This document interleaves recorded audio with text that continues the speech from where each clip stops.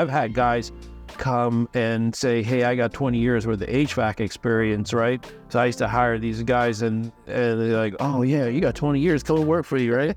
So quickly I found out that, yeah, you were in the business, or you were in HVAC trade for 20 years, or you've been a plumber for 20 years, whichever one.